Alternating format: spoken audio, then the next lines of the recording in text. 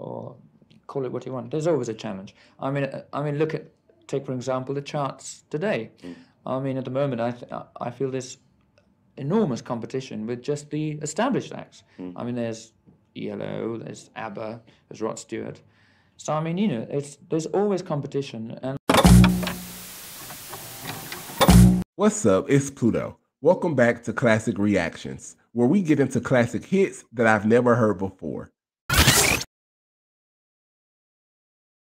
Yes, it's Classic Reactions Interview Edition. This is a Freddie Mercury interview by David Wigg. I have no idea who David Wigg is. You guys let me know below. This interview is from 1977. Let's get into it.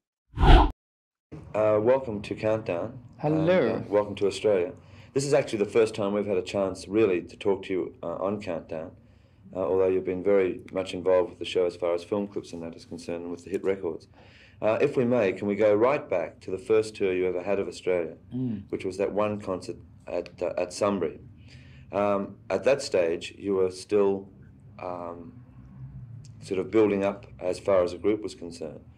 But I remember at that stage also that the group were utterly convinced that you were going to be a world-class group.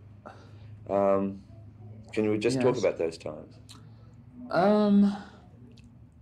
How do you mean? I mean, it's just something that we were going through. It's a phase we were going through. I mean, that's the first time we'd sort of been to Australia. Freddie's basically like, what are you asking? I don't know. It's obvious. Freddie does not like interviews. You can see it all over his face, but he was always a good sport. And once he got comfortable, he gave really good insight about the group and himself. And I mean, I think that they're very good memories. I mean, I can't remember that much about the very first time. I can remember the larger tour that we did. And I think that was a very good reception for us. I mean, there are numerous little incidents that happened, which were sort of great. Yes, what I was trying to just go back to, that first time you had already built an amazing visual image on stage. And it was very hard going on at Sunbury, virtually being unknown as far as the group was concerned in Australia. Coming in out of this cold to sort of do a headline was kind of difficult. I mean, I know at the time we had a lot of competition from the sort of Australian groups there. And it was a very difficult thing for us to come in from the cold. And it's something that you sort of just learn by experience. I think it was a good thing to do, because I mean, we had to, rather than sort of do a slow build-up, just come in there on the top and sort of say, we're Queen, this is what we're all about. Right. And it's nice to sort of go in at the deep end. And from then onwards, I think all it needed was for people to see us on stage. I mean, the most amazing thing was that from an unknown group, and seeing the determination of the group itself, that you were determined in actual fact to break into a world market, that 6 months later, after Sunbury of that year, in Australia, you were in fact becoming one of the world's top groups. Was it hard before that? I mean, like prior No, I think we've sort of, our sort of history, if you sort of go back, our sort of climb has been very quick, and I think that's, you know, it's just great. I just think we've the ball sort of started rolling, and then it sort of went so fast during, say, Bohemian Rhapsody time. I think things were moving so fast we couldn't even keep up. I think we've been very lucky, actually. I think we've been sort of, our timing has been right, and we've been in the right place at the right time. And say, for example, in America, I mean, we only did one support. I mean, we've only done one support sort of tour in our lives, really. So we have been lucky. Correct me if I'm wrong, but with the first Queen 1 album, you spent a lot of time in a recording studio at that stage, because you were in fact backed by a recording company, Yes, we had a production company named Tri. Interesting. So that says a lot. Freddie says that Queen's musical journey and career really elevated super fast. And while I've been doing my research on the group and discovering new music and concerts and albums, it seems that it took a while for the group to pick up momentum, but he's saying that everything transpired super fast. So that's great for the group, and that's good insight for me. Which we don't have anymore. They sort of backed us, yes, and through them we had a recording contract with the EMI. Now, obviously you must have spent more time in the recording studios rather than going out on the road at that stage. Not true. I think No? it was half and half, really. We did the first album very quickly, really. I mean, it took us about 4 weeks, I think. But it's because we did material that we knew very well. I mean, it was material that we were doing on stage well before. So, I mean, we knew what to do when we went into the studios. Then on, it was all sort of what I call very new material, and a lot of it was written in the studios. Well, when did the spectacular stage thing, which you had on the first tour in Australia, when did that start to evolve on stage? I think we had ideas from the very, very early stages. I think it just developed as we got to do more gigs and as we gained experience and things like that. I think there were a lot of ideas that we wanted to try out both on record and on stage. But it's something that you can't do all at once. I mean, you've just got to be in the right sort of stage in your careers to do larger things. Like you couldn't start off with a huge entourage of lights because, I mean, we weren't doing bigger venues. So you had to sort of like wait for your turn. But it came pretty quickly, I think. Now, with Queen 1, Queen 2, Killer Queen, you were building up an immense album following with those albums. Then, and also, I mean, you're also breaking into the singles market in quite a big way. But with Bohemian Rhapsody and A Night at the Opera, I mean, that was the absolute breakout. Yeah, well, that really tore the market up. Tore the market up and down, didn't it? I mean, it sort of, it just kind of got us a totally different, it got us to a very different area. I mean, the cross-section of sort of the public then was so different. I mean, we suddenly realized we were playing to mums and dads, and I mean, like, the people that were coming to see us were totally different. And I think it was a very good thing, because, I mean, we just sort of, it was just gathering a much larger sort of audience, really. Yeah. And it helped enormously. Now, for an act that had been so visual on stage, and I'm still referring to the Bohemian Rhapsody time, suddenly, in that year, came one of the classiest film clips that's probably ever been made. And the fact also that it happened to be associated with a group that had probably one of the classiest stage acts. I think, yes, that was a... I mean, it was a very good period for back us, wasn't it? And so think, gosh, you know, film clips I really think work. at that time we were really, things were really falling into place, and I think our sort of ideas were really, really gelling and coming to life. And I think that film idea was ours as well. So, I mean, I think in terms of thinking of Bohemian Rhapsody as a record concept, I think we thought of it in terms of visuals as well. And I think I sort of, myself, thought of... I could really picture that sort of song in sort of visuals. So I think when it came to doing the promotional film, I think it was kind of quite easy from quite easy, because people think we spent hours and hours making that film. In fact, it took literally about four hours, I think. No. Are we talking about the iconic film where their heads start and then it fades out? Is that what we're talking about? And, But nonetheless, you were breaking a lot of barriers by this stage, because, number one, I mean, the album was going bang like that. You were putting on an enormous stage show by this stage.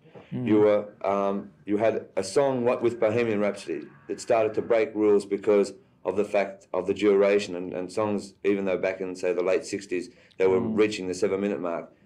In this period of time, it was unheard of to have a 5-6 minute song sort of thing.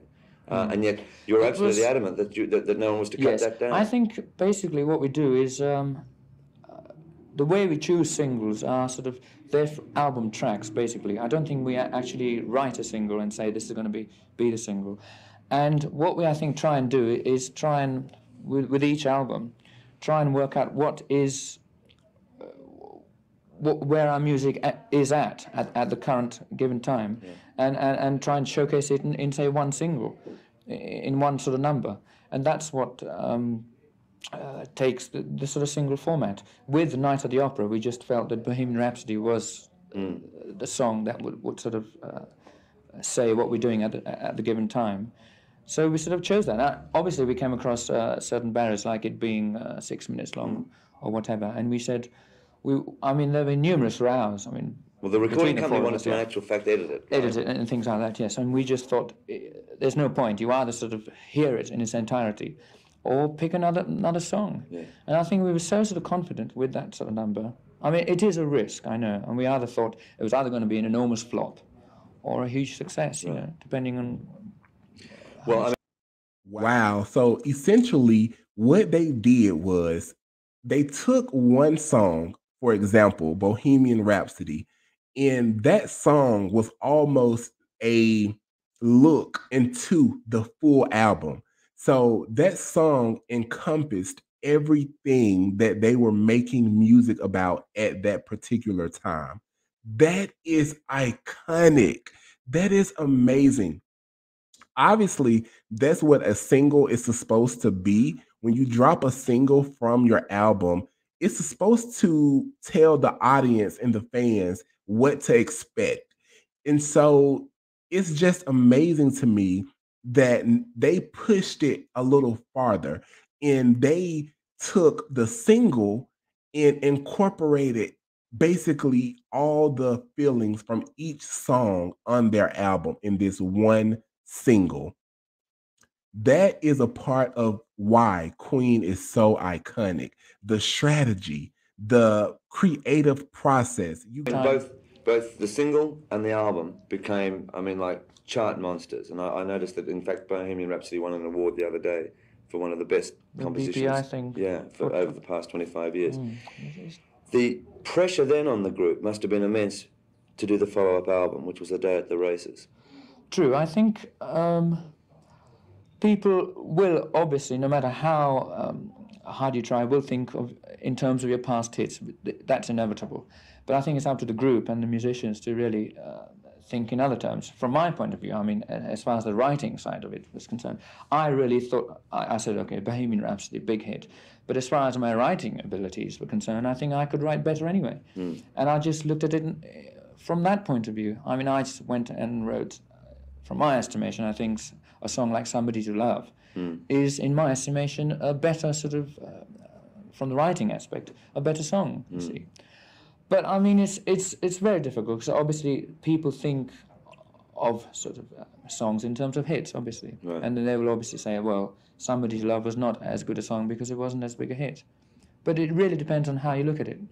From my point of view, I think my writing ability is getting better. Well, I remember virtually this time last year, or actually it was a little bit earlier, and I was over here, and you were slightly down and depressed, the fact that you were spending all your time in the recording studios, locked away, in fact, you said, you know?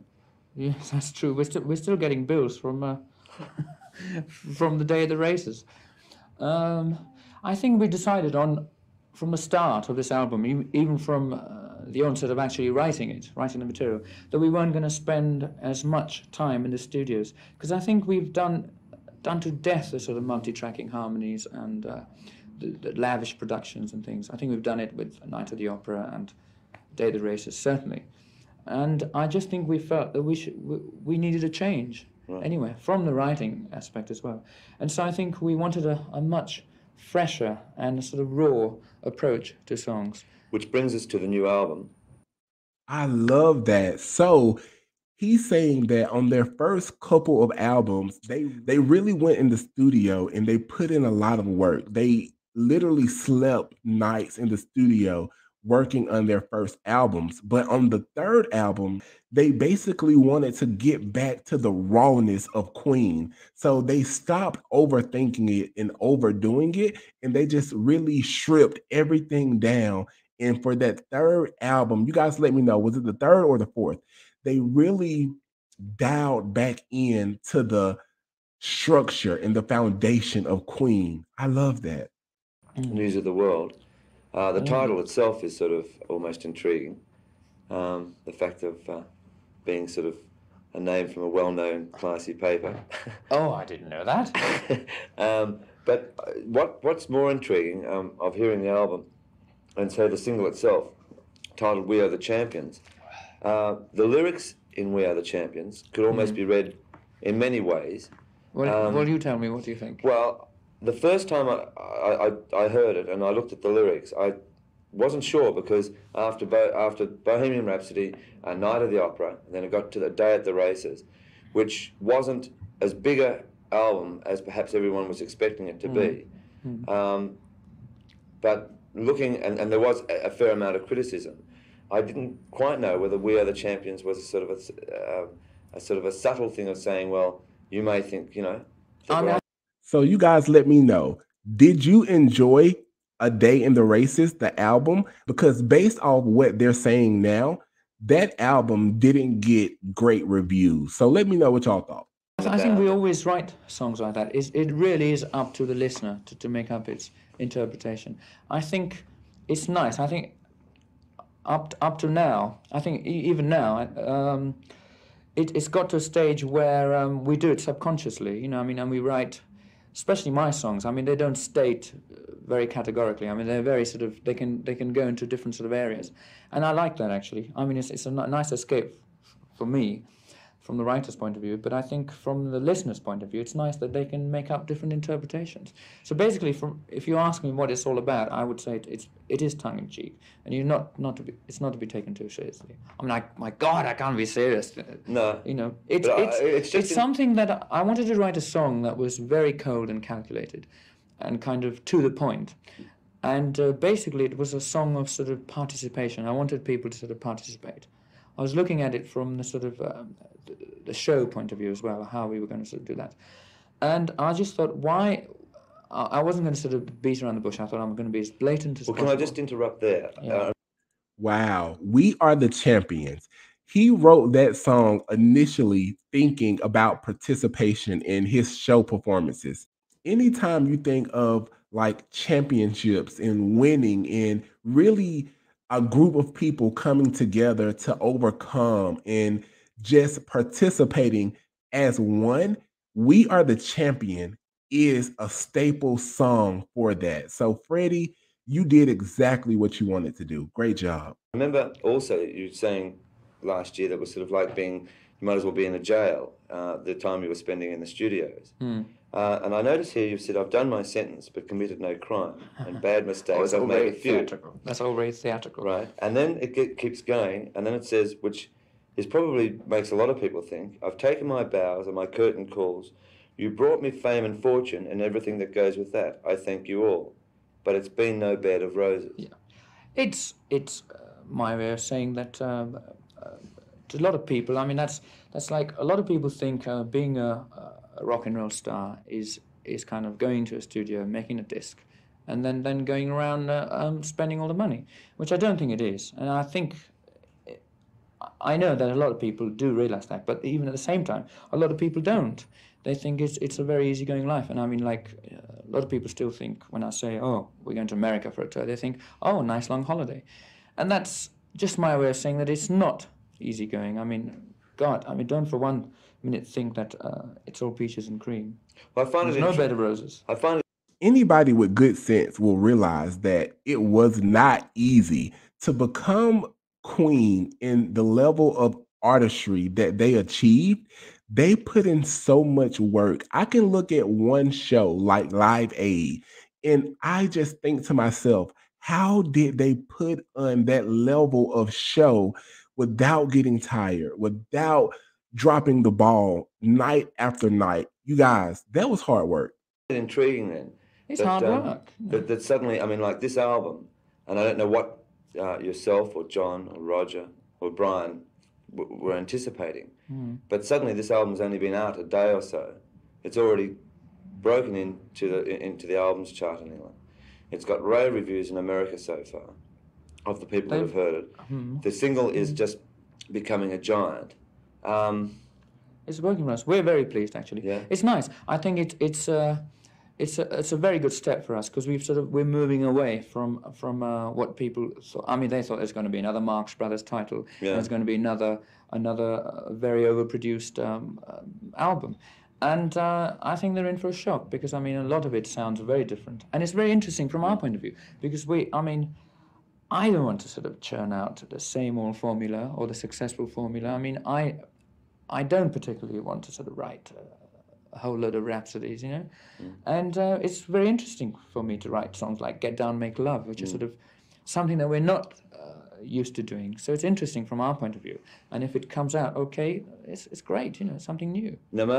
I love how Bohemian Rhapsody was such a huge hit for the group, but they didn't let the ball stop there. They kept going and elevating their art, and they didn't want to recreate the same thing. They always wanted to come with fresh, new perspectives.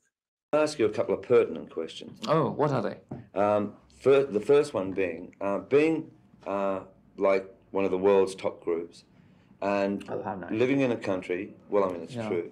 You're going to ask me about taxis? Go on. No, I'm not. Thank God. Living in London, with the punk rock craze coming along. What's that? Does it become a challenge, you know, in the sense where you're finding these amazing contrasts, and like you'll find the punk rock writers who will follow a certain stream and may try to put down the established top world acts of today. I mean, is it a challenge to you and the rest of the guys? It's always been a challenge. You know, I mean, it doesn't matter what, even if there is a new movement or call it what you want, there's always a challenge. I mean, take for example the charts today. I mean, at the moment, I feel there's enormous competition with just the established acts. I mean, there's ELO, there's ABBA, there's Rod Stewart.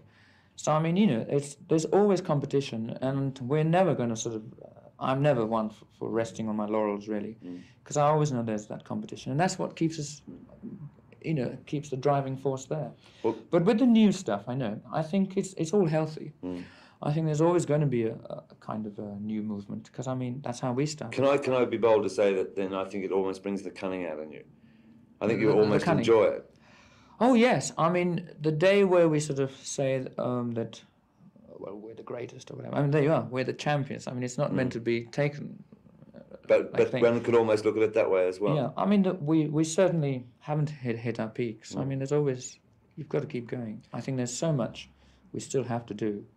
So I think the competition is always there, and whether there be a punk rock movement or call it what you like, it's all there. Now may I tick you off, just you and the rest of the group off, just in this one sense, where you've done 2 amazing television specials, in the sense that they're in the can, especially the Hyde Park concert, and like I was lucky enough to be in London and see the concert, but really the rest of the world awaits to see Queen and Hyde Park on video and television. I think everybody's... The rumour is that the reason it's being held up is that they're waiting for Queen to go in and edit it. Who told you that? No, actually, what is being done at the moment is we're doing a sort of, I think, an hour to an hour and a half long documentary. I don't know if I told you that. And that's where I think that's going to be very good for us, because I think a lot of people have been waiting to actually not just see little spasmodic... Which we did see as far as the single stuff was concerned. Yeah, I think people now want to see a more in-depth sort of thing on Queen. And I think a documentary is really inevitable now. And we're sort of working on it right now. So, I mean, I think the release date is set for February in this country. Yeah. And then ultimately it's going to go all over the world. So I think it's going to be much more sort of, much more in keeping of what we're doing, rather than sort of see the odd promo films. Well, you guys, let me know, did that documentary ever come out? I really want to get to know more about Queen in their earlier stages of becoming a group. So let me know if that documentary came out. Congratulate yourself and Brian and John and Roger on a great album. Well, thanks very much. And a good single. And all I can say is thanks for being on Countdown, and you've got to come down to Australia soon. Will do. Thanks very much, Freddie. Thank you. All right? Yes. 45-1. What a great interview. Again, Freddie did not like interviews, but once he got comfortable, he gave so much great insight about the group and their creative process. You guys, we have to get into more. Let me know about that documentary. Did it come out? And what interviews should I watch next?